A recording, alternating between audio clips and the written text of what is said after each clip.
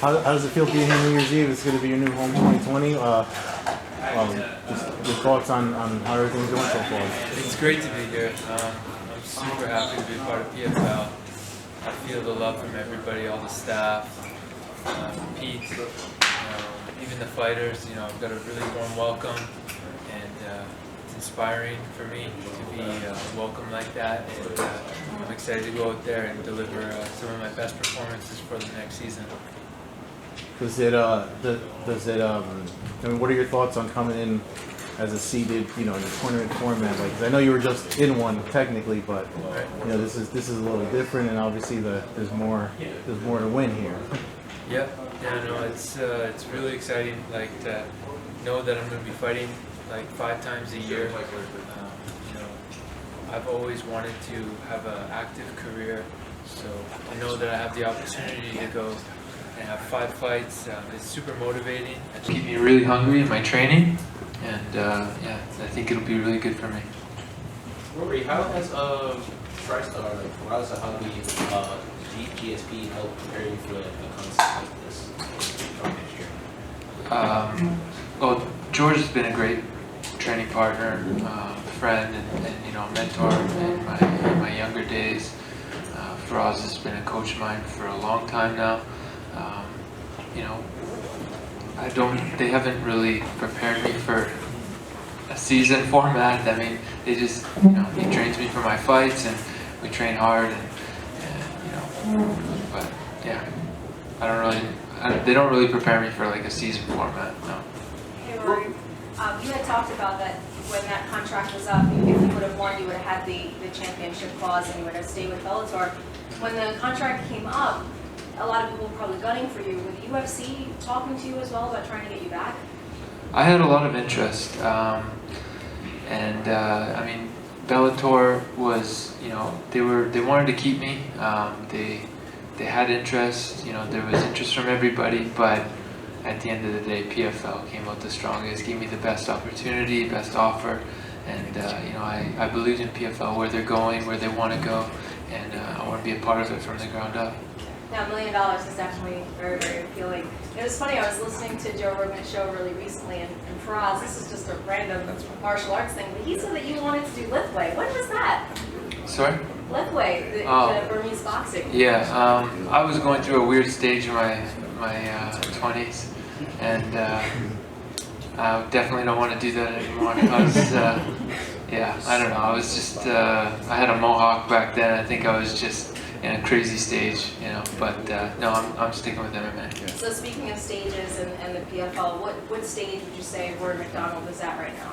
I think I'm walking into my prime. I'm 30 years old now, and I'm ready to put on the best years of my career here in PFL. Yeah. He said he wanted to specifically fight you because you beat a fellow line of his, BJ Penn, sure, back in UFC. Are you familiar with Ray Cooper? If you are, is that a fight that you definitely would be interested in having against a top welterweight like that? Absolutely. I'm a fan of Ray. He's one of the guys that I like the most here at the PFL. Before I signed and was talking with them, he's a really exciting guy, a lot of power. And he's a top welterweight, so of course I'd like to get in the mix with him. 2 quick questions for you. First thing is, some of the previous fights you've had, one that did go your way, one that did. In the post-fight, you sounded as if, maybe you might even want to call it quits, but you sounded like you were having doubts. There was not a whole lot of, the normal enthusiastic motivation one sees out of a lot of fighters.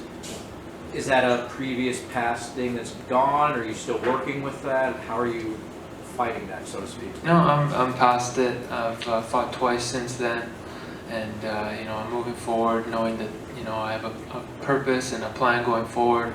I feel like I have a good 10 years left in me in the sport, and I want to make my early 30s the most, the best years of my career that everyone remembers when I do decide to call quits.